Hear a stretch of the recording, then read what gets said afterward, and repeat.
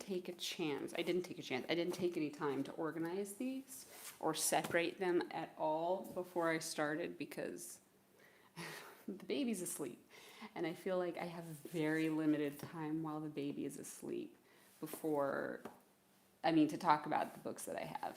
And he's all the way upstairs, and if I have to go get him, I don't know if I'm ever going to finish. This is how I feel. Oh, actually, that's not in this. That doesn't count. Okay.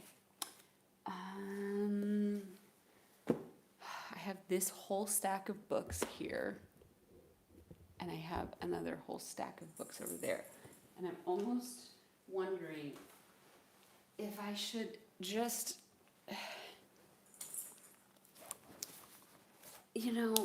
maybe I should just sit with these on my lap and just go over them.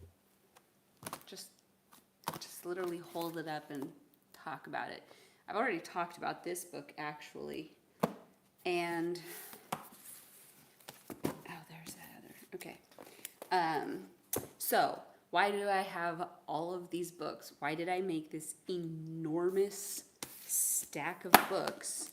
It's because the website that I normally bought books from was going out of business, I guess. I don't know what happened, but they just said, we're closing and there's no more time. And they were a UK company. And the reason why I loved ordering from them was because they didn't charge taxes and imports, which is such a pain in the A. I never ever want to buy things outside of the European Union because Slovenia's postal service is a absolute nightmare. I don't know if it's the postal service, but dealing with the post office import taxes thing is just awful. So I felt like if I had a wish list that had been accumulating forever, this enormous wish list of books, and I was just like, you know what, I'm just gonna get it. I'm gonna get myself a couple of Christmas and birthday and whatever else presents, and it's like, they're not hugely expensive. They're just books that I had been putting off buying for a while because I have a baby. I know I can't read a lot right now, but I know that I will read it, and I do enjoy reading. So I was like, they're just on my wish list. And then when this happened, it was kind of the catalyst that I said, okay, I'm going to buy all the books on my wish list. Which was a lot, and obviously it wasn't everything, but it was really exciting. Okay, so I've kind of sectioned this off. Now, I already held a book and said that I already talked about this book. Where did that one go? It was here. Okay, so I think I already talked about this, Portraits by John Singer Sargent. This is his just like gorgeous charcoal drawings, and it's amazing to look at them because you look at them and you can really see the sketching, the strokes that he made with his charcoal. That's just super cool. You look at it from a distance, you think, oh, that's beautiful. And then you look at it close up and you think, how is it so simple? So I got this book, and I got the other Sargent, John Singer Sargent Watercolors. And I bought these two books as a birthday present to myself, I think. And I was very excited about it. And right after I bought these books was when I found out that the website was closing. So I said, okay, I'm just going to include these, even though technically they weren't part of the haul, the major haul. Videos don't do justice. That's why you have to buy these. And that's the thing. I use a lot of audiobooks. I have books on iBooks or whatever, digital books. I read a lot of digital books. I have a Kindle. I love reading on my Kindle. But there's just some books that you cannot have on a digital form. They have to be physical. And stuff like this that's artwork, when you know, that stuff has to be physical. So this haul is just stuff that needed to be, that I've had on my list forever, and it just won't cut it to do a digital form. So yeah, now I don't know where the other one went, but anyways, John Singer Sargent, phenomenal artist. If you know him, you know him. If you don't know him, go look him up. Okay, but I think I already talked about those books. Okay, since we're in the topic of art, I'm just going to keep going with that art, because I don't consider myself an artist, but I'm a very creative person, and I've been that way since I was little. I recently was home visiting my family in California and stumbled upon old notebooks, sketchbooks of mine, and it's interesting. I was never obsessed enough to be good at it, I think, but I look through it and I think that there are some good things, but also I was very young. Anyways, so I am interested in art. This one is Creative Illustration by Andrew Loomis. Andrew Loomis was an American artist. He's very famous for his like pinup looking work. This is considered his why can I not think of it? Magnum opus? Why can I not think? Magnum opus. What is it? Very frustrating. Anyways, so he does stuff like this style artwork from that photo. Anyway, this is considered his life's work in a book. He's written a lot of books, and I got this one, and I got this one, which is a much smaller book, Successful Drawing. This is a more beginner's, there's like 3 books. There was Successful Drawings, there was Heads and then Hands, or maybe it was Heads and Hands, Heads and Faces, Hands, something like that. And so of the 3 books, I landed on this one. I thought, I don't really know which one particularly, but it's a lot about perspective and kind of the basics. And so since I'm not a very experienced artist, I figured it'd be good to start with this, but then hopefully one day work into this. So those are my 2 Andrew Loomis finds. Not finds, I didn't find them. Purchases. Exciting. Really cool. They're well known in the art world. So that, and then while we're continuing, a lot of these books were art books, if I'm honest with you. Constructive Anatomy by George Bridgman. This is a Constructive Anatomy is a book that if you go to art school, you're going to have to read it. And anatomy is the base for pretty much most drawing. Any realistic type of drawing you want to do, you need to understand anatomy, you need to understand skeletal structure and muscular structure and all of those things, and this is just the book that everyone uses. So it's not a very expensive book, so I thought, well, if that's what everyone uses, I'll get that. And then I got, okay, this is right here. This was recommended, Drawing Made Easy by E.G. Lutz. And this was recommended by James Gurney, who's probably one of my favorite artists / YouTubers. I don't know if I like him more as an artist or a YouTuber, but I love James Gurney so much. I respect him immensely. And he recommended this book. I think he got started on this book, and it's Drawing Made Easy, which I thought would be really fun for me to do, and also just to do with the kids. So this is the first drawing you can see, and it teaches you how to draw a thrush, and you just start and you work your way through. And it's very simple, and Olivia and I did it together, and we both made adorable little birds out of it. It was really, really fun. So anyways, it really teaches you just simple structures and how they then translate into a drawing. So the kids and I sat down together and did this for an hour, and it was so much fun.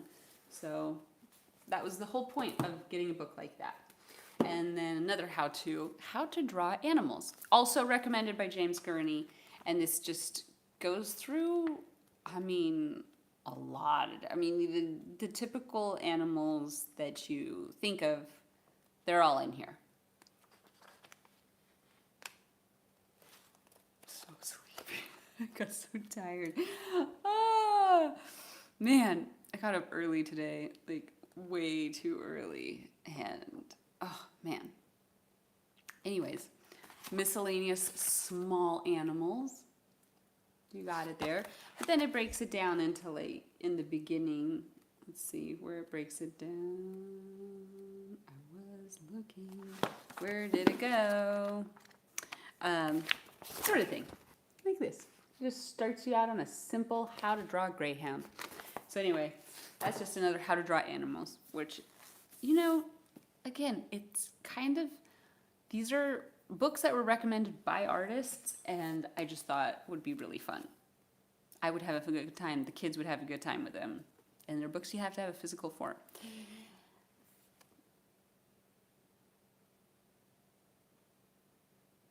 I thought I heard my baby. I think it's someone else's kid.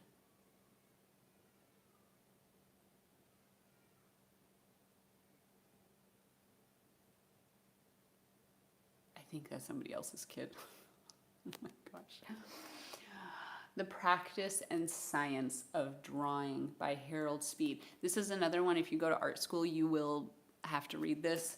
And since it's one of those that everybody recommends, I thought, those are the books that everyone recommends for a reason.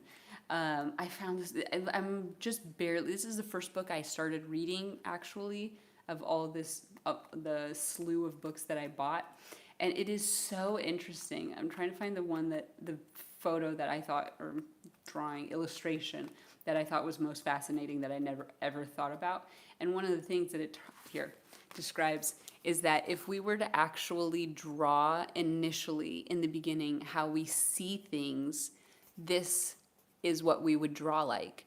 But we actually draw like this because we tend to draw how things feel to us, or how we perceive that they feel, which is we have these sharp teeth and hair sticks out from our head. And I thought that was super, super interesting. So anyways, it's a really cool book to read. Very informative, and just, I find it very interesting. Haven't had that much time to read it though, but okay. And then the Animators Survival Kit. This is if you are interested in animation, or if you are an animator, this is kind of the Bible, I guess you could say, Bible manual for drawing and animating and animation. And I find animation really interesting. I have never done animation. It's not an art that I've pursued, but I just think it's always one of those things in the back of my mind that I want to do someday, or at least know how to do, or just do it for fun and be interested in it. It's my third act. I keep saying when the kids are grown and I have more time on my hands, I'll have a third act and just be a wild artist. Imaginative Realism by James Gurney, who I was talking about earlier. I have his other book, which is Color and Light. I was thinking, is it Light and Color? I think it's Color and Light by James Gurney. And that book is so phenomenal. You don't even have to be an artist to enjoy that book, in my opinion. It explains everything. It explains how color and light work in the most incredible ways. And it's not long-winded either, which is always super impressive to me. I've done a book review. I have on my channel a review of books, and I review that book, and I found it wildly fascinating. So anyways, Imaginative Realism is his other book, and I think it goes into the, how do you create a world that doesn't exist? How do you create a character that doesn't really exist? What do you do to make it look realistic? And he should know a lot about that because he wrote a couple of books on dinosaurs and humans living together in this like fantasy world, which is really cool. He was related to as being similar to Tolkien, which is probably the highest compliment anyone can get. Let's be real. Okay, so that does it for the art books. Well, I guess this one's sort of. The Forgotten Arts. Now, full disclosure, I did not actually get this book from online. A very kind follower of mine had said, I don't know what I did on Instagram. I mentioned something like, "Oh, I'm looking for this book. I can't find it anywhere." And she wrote me and she said, "You can order any book you want from the bookstore, and they will find it, reserve it for like." Bring it, like find it, purchase it, and then you go pick it up and pay for it there. And I'm like, oh, amazing. So that's what she did for me, and I'm super appreciative. This is called The Forgotten Arts. It's also known as the Forgotten Arts and Crafts. I don't know how. I think it's just a difference in printing. Like at one point in time, it was the Forgotten Arts, and then it became the Forgotten Arts and Crafts, or vice versa. I don't know which one. A Practical Guide to Traditional Skills. Here's the cool thing, by John Seymour. Here's the cool thing. A lot of the stuff in here is actually still going on in Slovenia. So they're not forgotten at all, which I find super exciting, interesting to learn about. Just random things like, oh, my receipt.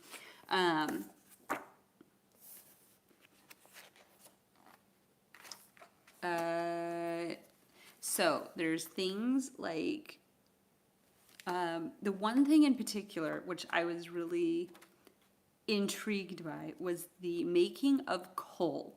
And every year we go up to where Luka's family comes from, and like in the Stariver region, which is in the Gorenska region, and we go up there and there's a festival, there's a Veselica, which is where they make coal, and they have this, it smells like coal, smells like burning coal.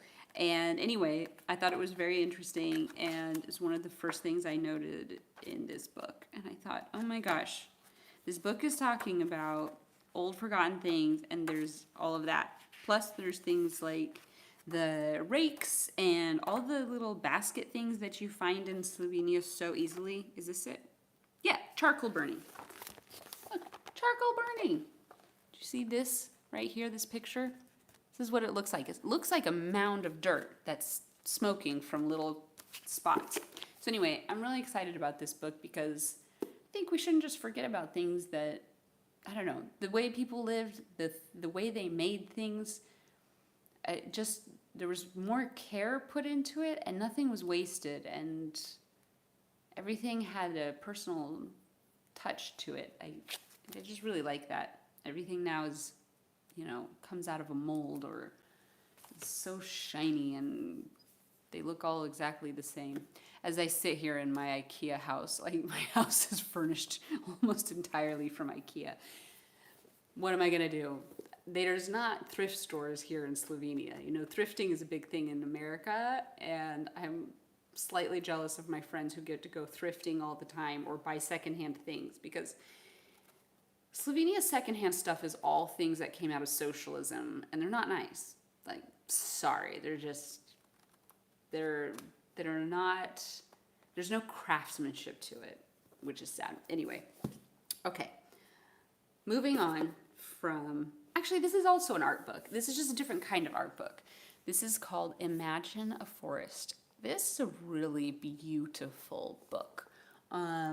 Designs and inspirations for enchanting folk art, which I thought would be so charming to make Slovenian folk art, because this art book, this is an artist, and she makes art that looks very traditional and like folkish. It's very cute and sweet.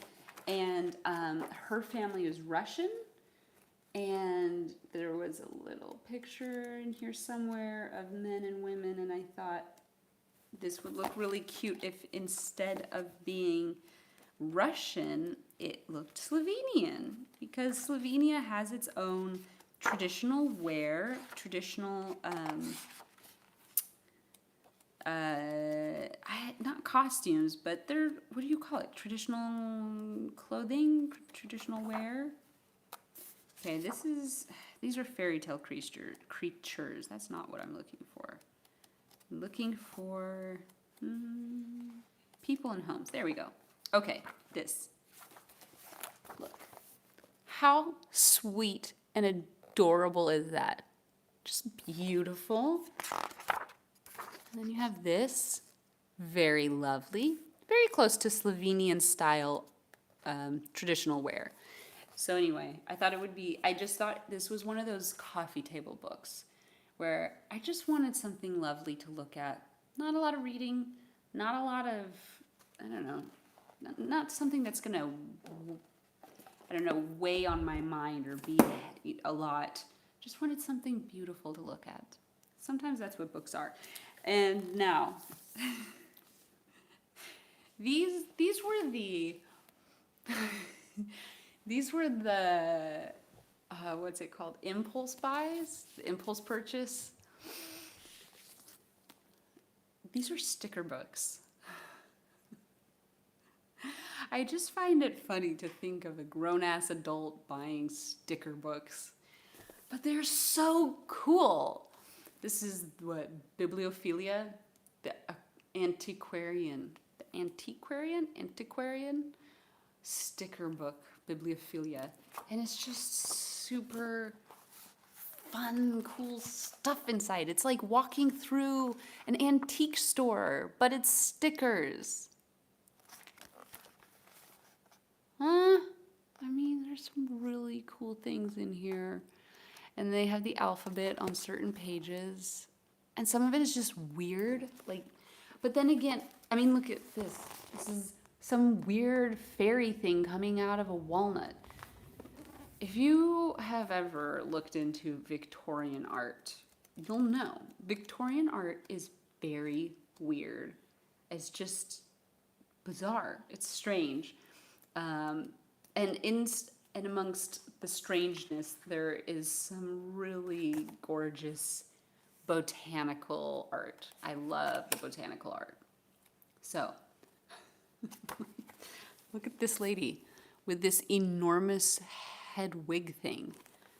I don't know. I just imagine writing a letter to somebody and putting that on the back, and they're going to get that letter and think, what the heck, Mariah? What the dickens? So yeah. It's just, I thought this is really fun, and I want it. And I'm an adult, and I bought it. With my own money. And then this one, which was the more, this one is the Botanist Sticker Anthology. I don't know if that's relevant, but the whole book is filled with stickers. These are the in-between pages, but just stickers of beautiful botanical art. It's really, really cool. And again, I just think, I mean, look at this. This is a sticker. This whole page is a sticker. Isn't it pretty? I mean, look at the artwork. You can't really because it doesn't get clear, but isn't it lovely? Isn't it? Okay. Yeah. So those were my impulse buys, the sticker books. And then I just took a sticker off and I put it in my folder, my craft folder in my travel journal. Made me so happy. So that's a bunch there. Now, these books, oh, I'm missing one. No, I'm not. Okay, I thought it was for a minute. So these books have been on my list for a while, and these are the kind of books where I say, like, it doesn't make sense to buy them now because I won't be using them, and they're very useful books. But when I knew that they were going out of, or they were closing, I said, okay, fine, I'll just buy them all because I will use them at one point. So it's 3 volumes, and it is metric pattern cutting for women's wear, men's wear, for children's wear and baby wear. And these books, I love sewing. My major in college was fashion design, and I really wanted to create beautiful clothing. And I love sewing. I would sew all my own clothes if I had the time. And hopefully one day I will, when my kids don't need me so much. And I would love to make clothes for them too. And the cool thing about this is it's just a guide for making patterns. So it's got the shape you need, it's got the points you need to measure, it's just very informative, straightforward. And since I didn't get to this part in school before I came to Slovenia, I'm really excited to have this. So this will come in really handy. And I did the one for men too, because my dream is to one day make Luka a 3-piece wool suit, hopefully. And then kids' clothes. And it's just got all the basic things you need for kids, from tops and bottoms and coats and things like that for each person. So I got these 3 books, which they're kind of expensive books. They're not cheap. I mean, what is expensive anymore? I don't even know. There's no price on these. Interesting. They're not super, I don't know. They're not cheap, they're not expensive, but like digital books are the same. To me, it's infuriating to spend $25 or euros on a digital file. That seems so criminal to me. So at least I'm getting a physical copy anyway. Okay, there's that. Now, I'm just listening for the baby. Okay, don't hear him. The next book, Theology of Home. For the longest time I thought it was Theology of the Home, but it's actually just Theology of Home. And this has been recommended to me by one of my best friends. And it is just a really, home is where we live, but it is much more than that. Discover how to find the eternal in the everyday through the universal language of home. I think one of the things my family got right, my parents got right, is home. And that when we were growing up, our home was, there wasn't a great emphasis on aesthetic beauty, or that it was very decorated, or that the inside was really beautiful. But it was home was a good place, was a lovely place to go back to and to bring people into. And so anyway, this book talks a lot about, I haven't gone through it yet, so I'm not going to tell you exactly what it is because I don't know. But talks about everything. I'm wondering if there's a content, the essentials, the elements, beyond the walls. So the one thing is you can decorate your home and make it beautiful and like do things around it to make it inviting and warm and loving. But then there's also just, at the end of the day, it also matters how you live there. So Theology of Home. And there's, I think, 3 volumes, or not editions. There's 3 volumes. So there's 1, 2, and 3. And I just stuck with the 1. So when I finally get to that book, I'll go for the other ones. And I think that's because I splurged on this. This was the most expensive splurge. It's called the Summa Domestica. Now, if you're familiar with Catholic theology, the Summa Theologia is an enormous work of St. Thomas Aquinas, who's, I don't think you need to believe in Christianity to appreciate that work of the human mind. It's incredible. It's revolutionary for its time. It's still relevant today. It's just a very powerful text, and it's a massive text too. it's difficult to read even for me, and even for me, it's difficult to read for me even now because it is so advanced anyway. But this is kind of a riff off of that, which is the Summa Domestica. So it's all about your life at home. And there's, as you can see, there's 3 volumes. Home culture, order and wonder in family life, and then order and wonder in family life also. Oh no, home culture, education, housekeeping. Like I'm reading the wrong thing. And so there's everything in here from meal prepping to homeschooling and everything like that. I don't homeschool. We don't homeschool. We don't plan on homeschooling. But just because your kids are educated outside of the home doesn't mean that they don't learn inside the home as well. So anyway, this was another recommendation, strong recommendation. And I actually stopped by my friend's house, and at the time I was pregnant, and I had a total pregnancy brain moment when I told her I would be there at one time, which was completely wrong. I have no idea how I specified a completely wrong time than the time I showed up.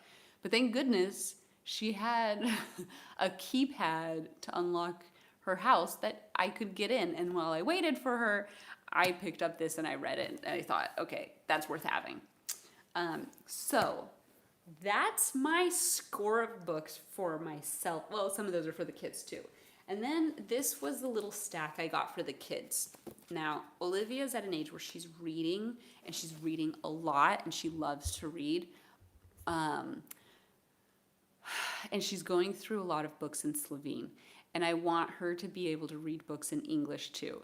You know, when you're, like, the kids are bilingual, they're much more comfortable in Slovene. And Olivia loves to read, and she's reading a lot in Slovene. And reading in English is difficult. First of all, it's difficult to find English books. There's not as abundance. If she goes to the library in her school, there's probably English books, but you know, if she has this one book she really likes in English or in Slovene, she's probably not going to go find it in English as well. And so anyway, I was like, what am I gonna, I want to supplement where they're lacking or where they're struggling. And so with language, you can understand it and not be able to read it or write it or speak it, which is where I'm at. I mean, I can do an okay job, but it's interesting how different it is. Like, my kids are fluent, they speak it fluently. There's certain words or things that are more difficult, but writing is really difficult, and reading is more difficult in English. So I wanted to get them some books that would encourage them and just were great books. So I got the Laura Ingalls Wilder series. I don't know what Olivia. Oh, it's on her desk.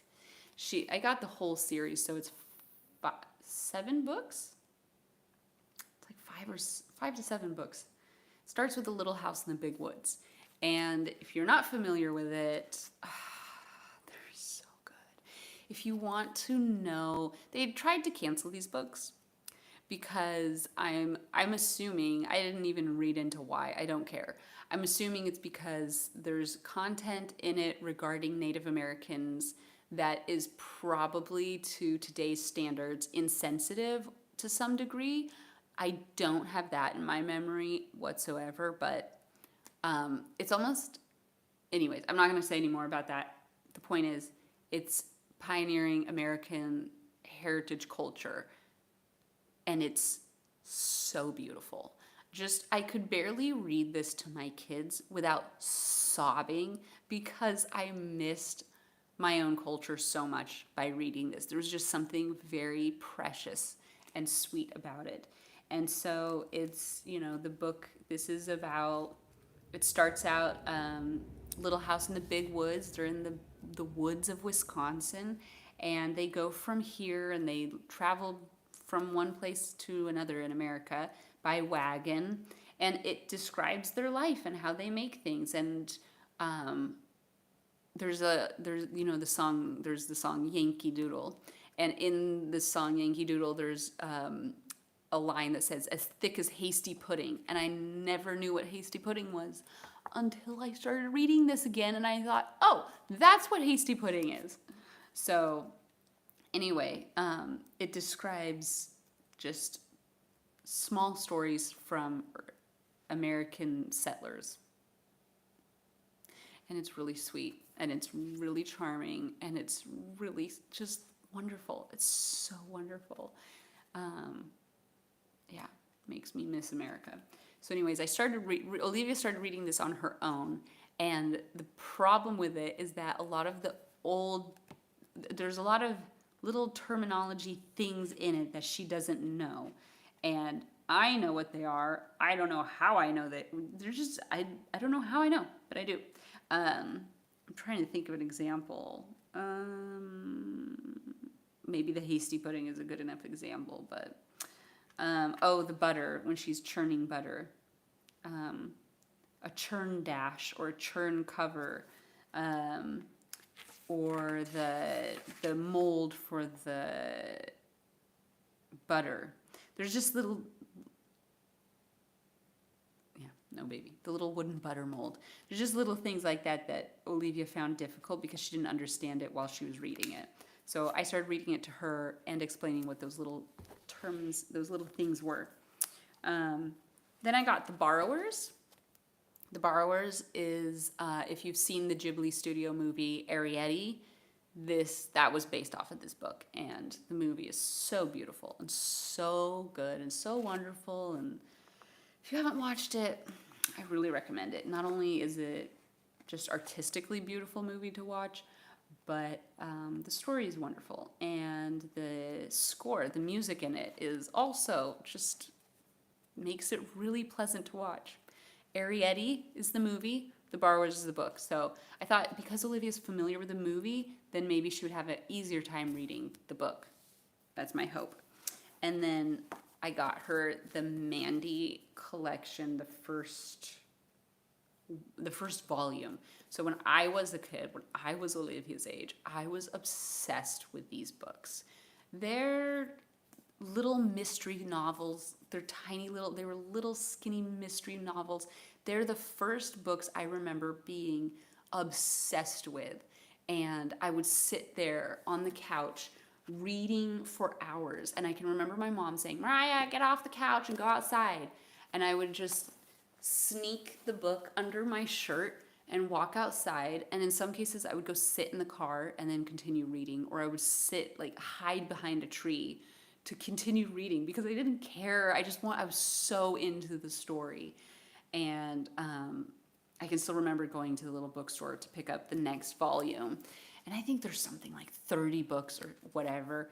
But anyways, this is, 5 books? I think there's 5 books. Yeah, the first 5 books are in this volume. She's good, almost halfway through. And she's really enjoying them, which makes me so happy because I don't want her to just read in English because she has to. I want her to really love it. So anyways, I'm excited. I'm excited that she's enjoying it. Makes me happy, and it's also helpful for her. My Aunt Terry, who loves reading as well, had once said, if you don't like to read, you just haven't found the interesting content for yourself. And I think that's true. And this is the final book in our long-winded video today, which is Fantastic Mr. Fox. I'm not familiar with this book at all. I don't know it. I just know it was very popular, or it was popular. Oh my gosh, I'm so sorry. It was way up there on the list of books to get for children, and it's a little bit under Olivia's level of reading. So I got this one for Leia because I thought Leia I want her to feel included. So I got her this book. I'm like, is that it? I mean, that's a lot of books. Did I get this one too? No, somebody else sent me that. Yeah. No. So yeah, this was the last book, and I still haven't read it. I think that Olivia read it, and I don't know if she read it to Leia, because it is. Oh gosh.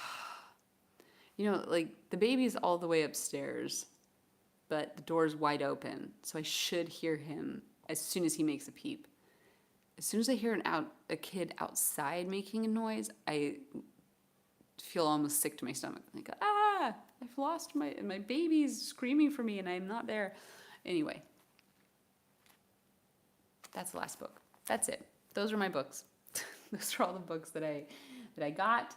I guess I'll let you know how they are. I have gone through Imagine a Forest. I can't even get it out from under the stack.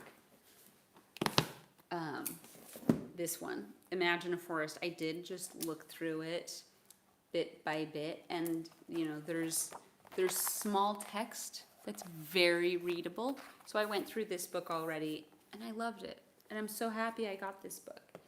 And other books I've dabbled in but haven't finished. So all of them, though, I have to say I'm really happy with everything I got. There wasn't anything I got that I thought that was a waste of money. So I'm very excited to have this huge library. No, it's not a huge library. One of the things I actually left behind when Luke and I were married and I moved over here was the beginnings of my library. I had a bookcase full of books that I had accumulated myself just because I love reading, and I think collecting books is really a beautiful thing to do. And the thing is, books are heavy and they take up a lot of space, so it really was not practical to bring any of it over here. So I've brought a few books that were meaningful to me over the years, but anyway, that's my book haul. Thank you for being here, and yeah, if you have a favorite book, drop it in the comments. Why don't you? I didn't even look at my comments. You should come to the Slovenian week in Croatia. That's kind of funny. I don't know. I mean, thank you for the invitation. But if I live in Slovenia, I wouldn't go somewhere else to then celebrate Slovenia or try to be somewhere that's like Slovenia, unless it's more fun than being in Slovenia. Maybe it's a big old Slovenian celebration. That would be cool. Oh man. Oh. You know, if my kid's still sleeping after this, maybe I'll just go take a nap next to him. Might be a good plan. Anyway, thank you all for being here. I will do a review when I read some of these books. And if you have a good book that you recommend, drop it in the comments. All right.